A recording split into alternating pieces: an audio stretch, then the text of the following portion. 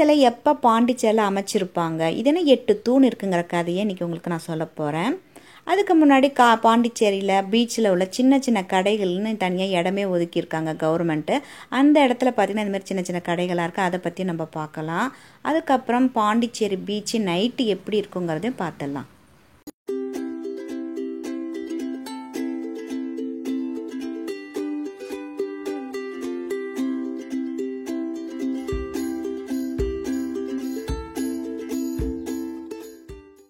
நம்ம பார்க்க போகிறது பாண்டிச்சேரி பீச்சில் வந்து நைட் டைம் தான் பார்க்க போகிறோம். அங்கங்கே இங்கே லைட்லாம் போட்டு ரொம்ப கலக்கலாக இருக்கும் பாண்டிச்சேரி பீச்சு. இந்த மாதிரி பார்த்திங்கன்னா பிளாஸ்டிக்கில் வேர் ஃபில் பண்ண பாலு அந்த பொம்மைகள்லாம் இருக்கும். இப்போ கடற்கரை சிறு வியாபாரிகள் அங்காடிக்குள்ளே தான் பார்க்க போகிறோம். இங்கே கவர்மெண்ட் தனியாக அவங்களுக்குன்னு இடம் ஒதுக்கி கொடுத்துருக்கு. இந்த இடத்துல பார்த்திங்கன்னா நிறைய ஸ்டால்லாம் இருக்குது. இந்த மாதிரி ஃப்ரூட் ஸ்டால் மட்டும் இல்லாமல் இந்த பார்த்திங்கன்னா பானிபூரி, மசால் பூரி அந்த மாதிரி கடையும் இருக்குது. சோளம் அந்த மாதிரிலாம் போட்டிருக்க அந்த கடைகளும் இருக்குது. அதுக்கப்புறம் பார்த்திங்கன்னா இங்கேயும் வந்து ஃப்ரூட்ஸ் வச்சுருக்காங்க. பக்கத்தில் மசால் பூரி, அப்புறம் ஜூஸ் ஸ்டாலு, சுகர் கேன் அதெல்லாம் கிடைக்கும். இங்கே வந்து அதிகமாக பார்த்திங்கன்னா இந்த மாதிரி இந்த செல்லெல்லாம் நிறைய போட்டிருப்பாங்க. அப்புறம் கிரவுண்ட்நட்டு, பஜ்ஜி, சொஜ்ஜி அந்த மாதிரி உள்ளது இருக்குது. மோஸ்ட்லி பார்த்திங்கன்னா எல்லாம் 20 ரூபா அப்படி தான் கூட இருக்கும். அப்புறம் இங்கேயும் பார்த்திங்கன்னா சீசல் தான் இருக்குது. இதில் வந்து பேர்லாம் எழுதி கொடுப்பாங்க. பக்கத்தில் இப்போ தான் சுட சுட வந்து பகோடா போட்டிருக்காரு. மிளகா பஜ்ஜிலாம் தொங்கிட்டுருக்கு. பஜ்ஜி இல்லை, மிளகா மட்டும் தான் தொங்குது. அடுத்தது இந்த மாங்காய் சுண்டல், பீச்சின்னாலே சுண்டல் எல்லாமே எப்படி, அதனால சுண்டல் நிறையா கிடைக்கும். அதுமாரி பார்த்திங்கன்னா இந்த மாதிரி ப்ரெட் டோஸ்டர் அது மாதிரிலாம் வச்சுருப்பாங்க. அப்புறம் வழக்கப்போல் திருப்பியும் வந்து இந்த சீசல்லோடது தான். பிளாஸ்டிக் ஜாமான்லாம் வச்சுருப்பாங்க. அப்புறம் வந்து பானி மசாலா பூரி, அந்த பூரி ஒருத்தர் வந்து சீசலில் வந்து எழுதிட்டுருக்கிறாரு சங்கில். இந்தமாதிரி சின்ன சின்ன ஜாமான்லாம், அதாவது கையில் போடுற பேண்டு எல்லாமே இருக்குது. கீ செயின், அப்புறம் வந்து நிலப்படியில் தொங்க விடுற மாதிரி உள்ளது அதெல்லாம் வச்சுருக்காங்க. இது மட்டும் இல்லாமல் பார்த்திங்கன்னா ஹேண்ட்பேக்கெலாம் வச்சுருக்காங்க. அதை வந்து லாஸ்ட்டாக தான் வச்சுருக்காங்க, அதையும் பார்க்கலாம். இதேமாரி பார்த்திங்கன்னா அந்த காற்றுல இருக்குது. அப்புறமா ஜெல்லு மாதிரி இருக்குது. இதுமாரி போட்டால் அந்தமாரி ஃப்ளவர் மாரிலாம் வர மாதிரி வச்சுருக்காங்க பாருங்கள். கொஞ்சோண்டு தண்ணி ஊற்றினா இந்த மாதிரி வந்துடுமா. அந்த பாட்டில் கூட வச்சுருக்காங்க பாருங்கள், அழகாக இருக்குது. பட் இதை நம்ம யூஸ் பண்ணக்கூடாது. ஏதாவது வீட்டில் குழந்தைங்க ஏதாவது இந்த சாக்லேட்டுல ஏதோ சொல்லிட்டு சாப்பிட்றோம். அதனால் இது கொஞ்சம் ரிஸ்க்கான விஷயந்தான். சின்ன சின்னதாக அந்தமாரி பிளாஸ்டிக் ஜாமான்லாம் போட்டு வச்சு விற்றுட்ருக்காங்க. அடுத்தது இந்தமாரி ஜூஸ் ஐட்டம்லாம் இருக்குது. ஃப்ரூட்ஸ் இந்தமாரி அழகாக டிசைனாக அந்தமாரி பாருங்கள் கட் பண்ணி வச்சுருக்காங்க. அப்புறம் கரும்பு சாறு, நேற்று அன்றைக்கி ஒரு லாஸ்ட்டாக ஒரு வீடியோவில் கூட சொன்ன பாருங்கள், மிஷினில் போட்டாங்க. இது வந்து பார்த்திங்கன்னா ஹேண்ட்பேக்லாம் போட்டிருந்தாங்க. இங்கே போட்டிருக்க ஹேண்ட்பேக்லாம் பார்த்திங்கன்னா 100 ரூபா தான். நான் எது எடுத்தாலும் 100 ரூபா, எது எடுத்தாலும் 100 ரூபான்னு சொல்லிட்டு இருந்தார். ஸோ சின்ன சைஸ்லேருந்து பெரிய சைஸ் வரைக்கும் 100 ரூபாய்க்கு போட்டிருக்காங்க. இது கொஞ்சம் கடைசியாக இருக்குது அந்த ஸ்டால்லையே. இது 100 ரூபா தான் இதில் போட்டிருக்க பேக்கெல்லாம். அடுத்தது வந்து நாங்கள் சோளம் வாங்கணும். ஸோ அதை பிக்கிறதுலேருந்து எப்படி செய்கிறாங்க அப்படின்னு உங்களுக்கு காட்டலான்னு சொல்லிட்டு ஃபஸ்ட்டு ஸ்டார்டிங்லேருந்து எடுத்துகிட்ருக்கோம். எவ்வளோக்கு அழகாக க்ளீன் பண்ணுறாங்கன்ட்டு.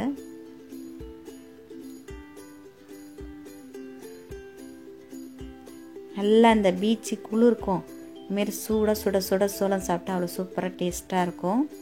இப்போ அதை வந்து பார்த்திங்கன்னா பக்கத்தில் லெஃப்ட் சைடில் பார்த்திங்கன்னா அதை சுற்றிகிட்டே இருக்காங்க. அந்த டனல் வந்து இன்க்ரீஸ் ஆகிறதுக்கா அதை சுற்றுறாங்க. இப்போ நிறைய இன்க்ரீஸ் ஆகிட்டு பாருங்கள் அந்த ஃப்ளேம்ஸு.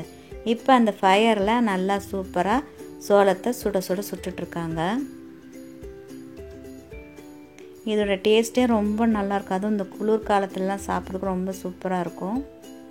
இப்போ சுற்றுறாங்க பாருங்கள். இதை சுற்ற தான் அந்த ஃப்ளேம்ஸு அதிகமாக அந்த இடத்துல ஏர் வந்து அந்த ஃப்ளேம்ஸ் வருது. அதை நிறுத்திட்டாங்கன்னா கம்மியாயிடும்.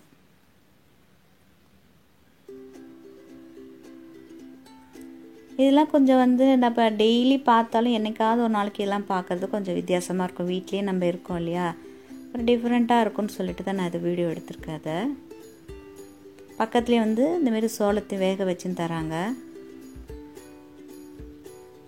இப்போ அதை ஓரளவுக்கு நல்லா சுட்டுட்டு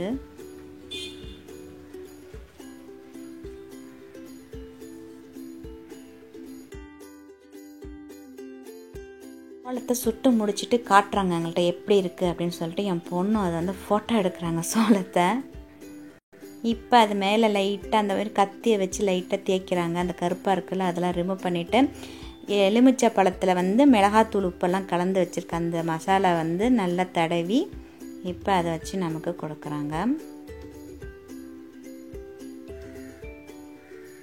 இப்போ ரெடி சாப்பிட்றதுக்கு அது. இப்போ மீதி என்னென்ன கடைகள் இருக்குது அப்படின்னு போய் அப்படியே பார்த்துட்டே போகிறோம். இன்னொரு பக்கம் வழி வழியில் போயிட்டு இன்னொரு யூ-டர்ன் போட்டு இன்னொரு வழியாக வெளில வரோம். ஸோ எல்லோரும் அப்படியே லைட்டாக அந்தமாரி சேட்டை இந்தமாரி பார்த்திங்கன்னா பிளாஸ்டிக் டப்பா பொம்மை இதெல்லாம் கூட இந்த ஸ்டால் இருக்குது. நிறைய ஸ்டால் கடையெல்லாம் வந்து ஒரு 8:30க்கே க்ளோஸ் பண்ணிட்டாங்க. இங்கேயும் பார்த்திங்கன்னா சுண்டெல்லாம் வச்சுருக்காங்க. அப்புறம் பிளாஸ்டிக் பொம்மை விளையாட்டு ஜாமான்லாம் இருக்குது. ஐஸ்கிரீமும் இருக்குது அதில். இப்போ காந்தி சிலை வந்து பார்த்திங்கன்னா நைட்டு பார்த்திங்கன்னா அழகாக லைட்டு போட்டு சூப்பராக இருக்கும். இதுமாரி பார்க்குறதுக்கு டே டைமும் ரொம்பவே நல்லாயிருக்கும். இந்த காந்தி சிலையோட கதை வந்து டே டைமில் உள்ள கதையில் நான் சொல்லிட்டு வரேன் உங்களுக்கு. இப்போ இந்த நைட்டு எப்படி இந்த பீச் இருக்குது அப்படிங்கிறது அப்படியே நான் வீடியோ எடுத்துகிட்டு வந்தேன்.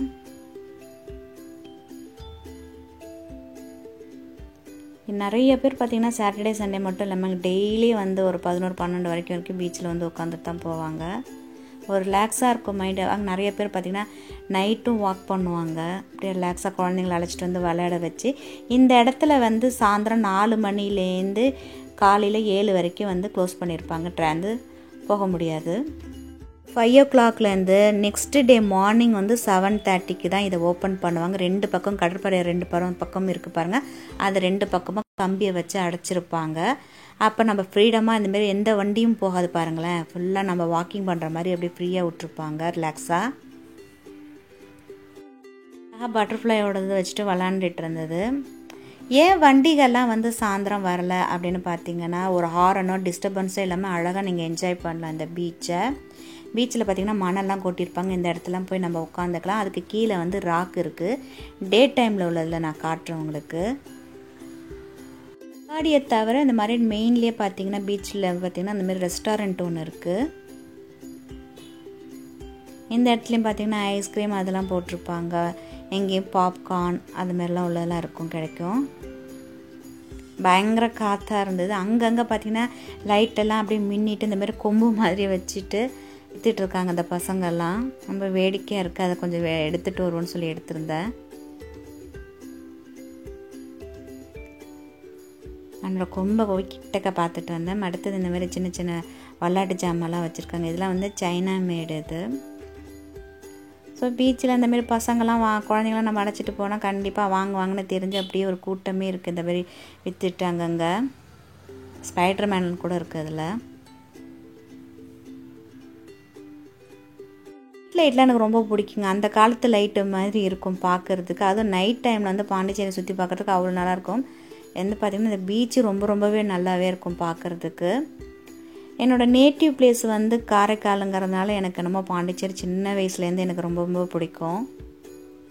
அதோடய ஸ்ட்ரீட்டும் பார்த்திங்கன்னா ரொம்ப க்ளீனாக ரொம்ப நீட்டாக மெயின்டைன் பண்ணி வச்சுருப்பாங்க. பீச்சில் ஃபஸ்ட்டு நம்ம பார்க்க போகிறது ஒரு பிளேயிங் கிரவுண்டு. இந்த பிளேயிங் கிரவுண்டில் பார்த்திங்கன்னா ஹை ஆஃபீஸர் கவர்மெண்ட் பீப்புள் முக்கியமான பதவியில் இருக்கிறவங்க மட்டும்தான் விளையாட முடியும். உள்ளார போய் பப்ளிக் பீப்புள் வந்து நாட் அலோடு.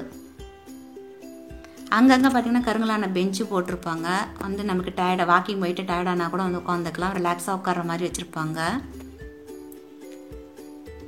இப்போ நீங்கள் லெஃப்டில் பார்க்குறீங்களா இந்த ராக் வந்து வார் மெமோரியல் ராக். இது பாண்டிச்சேரி பீச்சில் இங்கேருந்து ஸ்டார்ட் பண்ணி டுப்ளெக்ஸ் பார்க் வரைக்கும் 1.2 கிலோமீட்டர் வந்து டிஸ்டன்ஸ் இருக்குது. இந்த வார் மெமோரியலுக்கு பக்கத்தில் ஒரு கார்கில் போரில் இருக்கிறவங்களுக்காக ஒரு நினைவு சின்னமும் எழுப்பியிருக்காங்க. இன்னமும் வேலை நடந்துகிட்ருக்கு. அதுதான் இந்த நினைவு சின்னம். இதுதான் இந்த பீச்சை வந்து ப்ரொமனேட் பீச் அப்படின்னு சொல்கிறாங்க. ப்ரொமனேட் பீச்சுன்னா புனிதமான கடற்கரைன்னு ஒரு அர்த்தமும் இருக்குது பாண்டிச்சேரிக்கு. ரைட் சைடில் இருக்கிற secretary office chief secretary office இருக்குது. இது பார்த்திங்கன்னா விழா காலம், அதாவது இப்போ நியூ இயர் டைம் ஆகட்டும், கவர்மெண்ட்டில் உள்ள முக்கியமான இடம்லாம் அப்போல்லாம் பார்த்து அழகாக லைட்லாம் போட்டு டெக்கரேட் பண்ணி சூப்பராக இருக்கும் பார்க்குறதுக்கு. ரிப்பப்ளிக் டே, இண்டிபெண்டன்ஸ் டேக்கெல்லாம் அந்த இடத்துல பார்த்திங்கன்னா ஒரு கம்பி மாதிரி கீழே போய் இறங்கி நிற்கிற மாதிரி வச்சுருப்பாங்க. நல்லாயிருக்கும் பார்க்குறதுக்கு அந்த இடம். ஃபுட்பாத்துக்கு கீழே மண் போட்டிருப்பாங்க, மண்ணுக்கு கீழே பார்த்திங்கன்னா ராக் வச்சுருப்பாங்க. ரொம்ப அரிச்சிட்டே வருதுன்னு சொல்லிட்டு இந்த ராக் வச்சுருக்காங்க. இப்போ ஒரு 4 இயர்ஸாக 3 இயர்ஸாக இருக்குது. ரைட் சைடில் நீங்கள் இப்போ பார்த்துட்ருக்க இதெல்லாம் வந்து ஓல்டு பில்டிங். அதாவது ஃப்ரெஞ்சு காலத்தில் அப்போ இருக்கிறவங்க ஆஃபீஸர்ஸ்க்கெலாம் வந்து இந்த பில்டிங்கை கொடுத்துருந்தாங்களாம். அவங்க கவர்மெண்ட்டில் வந்து இப்போ நமக்கு ஃப்ரீடம் கிடச்சதுக்கப்புறம் அவங்க இந்த கவர்மெண்ட்டில் இதை வந்து ஹேண்ட் அவுட் பண்ணாங்க. சிலது வந்து ப்ரைவேட்டாகவும் இன்னமும் வச்சுருக்காங்க. இந்த பில்டிங் பார்த்தீங்கன்னா இதில் மில்லியன்ஸ் கணக்கு இல்லாமல் பில்லியன்ஸ் ரேட்டில் இருக்கும் இதோட காஸ்ட் எல்லாம். சிலதான் ரெண்ட்டுக்கு எடுக்கிறாங்க. சின்ன சின்ன கடைகள்னு பார்த்தா கூட 1 to 2 லட்சம் வரைக்கும் ரெண்ட்டு வந்து கொடுக்குற மாதிரி இருக்கும் இது.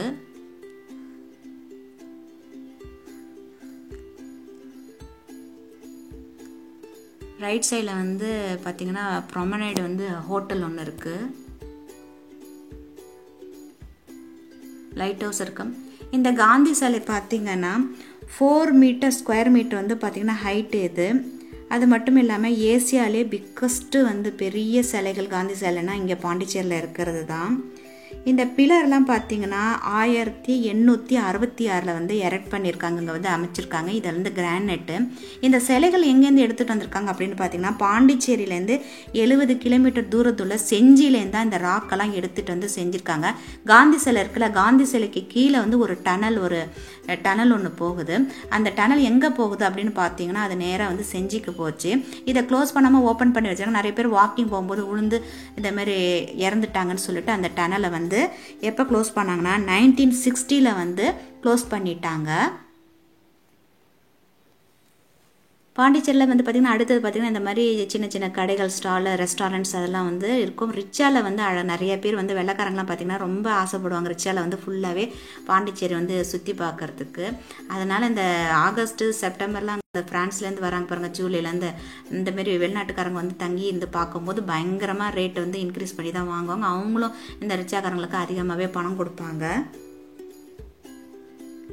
இந்த பாண்டிச்சேரி எப்போ ஃப்ரீடம்லாம் கிடச்சிது அப்படின்னு பார்த்தீங்கன்னா 1954, அதாவது வந்து 1954 தான் வந்து நவம்பர் 1 அன்றைக்கி தான் ஃப்ரீடம் வந்திருக்கு.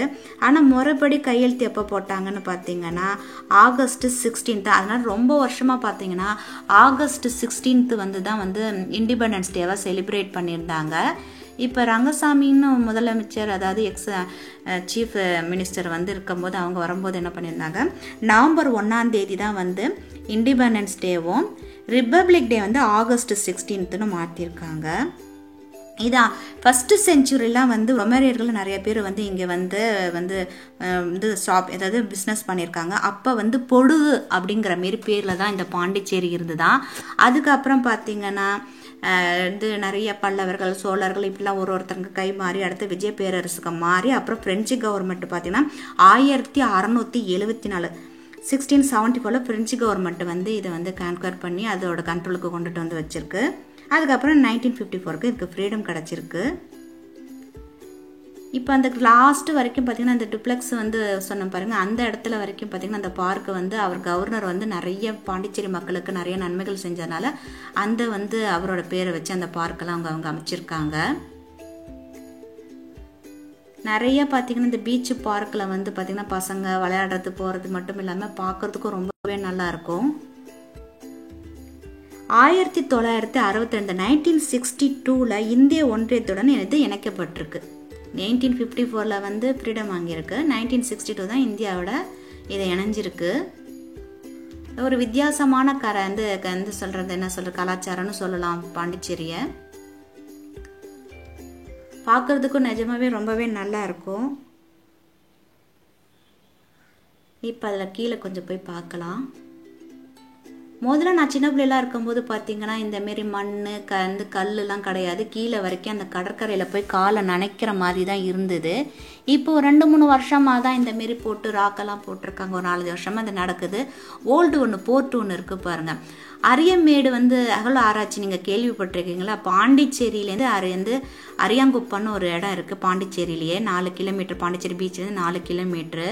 அந்த பார்த்தீங்கன்னா அங்கே தான் வந்து இந்த அகழ்வு ஆராய்ச்சியிலலாம் வந்து இந்த ரொமேரியர்கள் பயன்படுத்தின அந்த பிஸ்னஸ்க்காக பயன்படுத்தினாங்க, ட்ரேட் வச்சுருக்காங்க. அதெல்லாம் வந்து பயன்படுத்தின அந்த காயின், அப்புறம் வந்து விளையாட்டு ஜாமான், அப்புறம் இந்த கண்ணாடி மாரி பொருட்கள்லாம் வந்து இருக்குது. அரியமேடு இன்ஸ்பிரேஷன்ஸ் சொல்லிட்டு நம்ம அதை கேள்விப்பட்டிருப்போம் இந்த ஹிஸ்ட்ரியில் படிக்கும்போது. ரைட் சைடில் வந்து ஒரு அஜந்தா கெஸ்ட் ஹவுஸ் இருக்குது. அதில் பார்த்திங்கன்னா ஐஸ்கிரீம்ஸ் அந்த மாதிரி இருக்கும். இது வந்து அஜந்தா கெஸ்ட் ஹவுஸ்ங்கிறது கவர்மெண்ட்டோடது இல்லை, ப்ரைவேட்டோடது. இது அப்புறம் பாண்டிச்சேரியோட வந்து பழைய காலத்து பேர் என்னன்னு பார்த்தீங்கன்னா வேதபுரிங்கிறது தான் பாண்டிச்சேரியோட ராஜா காலத்துலாம் சொல்லுவாங்க வேதபுரி நகரம் அப்படின்னு சொல்லி கேள்விப்பட்டிருக்கீங்களா? அந்த வேதபுரி நகரங்கிறது தான் பாண்டிச்சேரி. அதை தழுவி தான் வந்து வேதபுரி கோயில்னு கூட நான் உங்களுக்கு காட்டியிருக்கேன். பார்க்காதுங்க, அந்த டெம்பிள் அதை பாருங்கள், பாண்டிச்சேரி டெம்பிள் ஈஸ்வரன் கோயில் ஸ்ட்ரீட் இருக்குல்ல அதுக்கு வந்து வேதபுரிநாதர் அப்படின்னு பேரும் வச்சுருக்காங்க.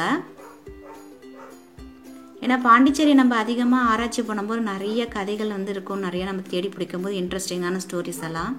இதெல்லாம் வந்து ப்ரைவேட்டோடது தான், கவர்மெண்ட்டோடதும் இருக்குது, ப்ரைவேட்டோடதும் கலந்து தான் இருக்குது.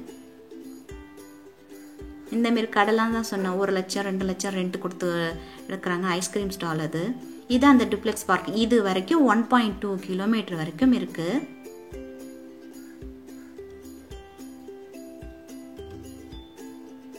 பாண்டிச்சேரி பீச்சை இன்னும் அழகாக்கணும் செஞ்சுட்டே இருக்காங்க. நிறைய பேர் எக்ஸ்போ எங்கே இருக்குன்னு கேட்டிங்கல்ல, இதோ வந்துட்டு இருக்காருங்க. எக்ஸ்போ எங்கே இருக்குன்னு கேட்டிங்களா, இந்த பீச்சில் இப்போ வந்தம்மா டூப்ளெக்ஸ் பார்க் வந்து அடுத்தது வந்து ஒரு பெட்ரோல் பங்கு வந்து அந்த பெட்ரோல் பங்குக்கு பக்கத்துலேயே தான் இருக்குது இந்த பாண்டிச்சேரி எக்ஸ்போ. இது எப்போ வரைக்கும் இருக்குது அப்படின்னு பார்த்தீங்கன்னா ஜனவரி 31 வரைக்கும் வச்சுருக்காங்க. ஈவினிங் வந்து ஒரு 4:30 நைட்டு 9:30 வரைக்கும் இருக்குது. எக்ஸ்போட வந்து வெளியில் இருக்கிற தோற்றத்தை உங்களுக்கு இப்போ காட்டிகிட்ருக்கேன். முடிச்சுட்டு இப்போ நான் பாண்டிச்சேரியோட ஃப்ளைஓவர் பிரிட்ஜ் இருக்குது. இது எங்கே இருக்குன்னு பார்த்தீங்கன்னா கடலூர்லேருந்து அரியங்குப்பம் தாண்டி வந்தோடனே இந்த ஃப்ளைஓவர் பிரிட்ஜ் இருக்குது. லெஃப்ட் சைடு பார்த்தீங்கன்னா இந்த இடத்துல வழியாக நம்ம வந்து வில்லியனூருக்கு ஷார்ட்கட்டில் போகிற மாதிரி அமைச்சிருக்காங்க. ஸ்ட்ரைட்டாக போனோம்னா இந்திரா காந்தி சிலைகள் வரும். பாண்டிச்சேரியில் இந்த பிரிட்ஜை வந்து ஒரு 3-4 வருஷமாக கட்டிகிட்டு இருந்தாங்க, அவ்வளோ லேட்டாச்சு. இது நைட்டு லைட்டு போட்டு ரொம்ப நல்லாயிருக்கும். பாண்டிச்சேரிக்குள்ள ஒரே ஃப்ளைஓவர் பிரிட்ஜு இந்த பிரிட்ஜு தான்.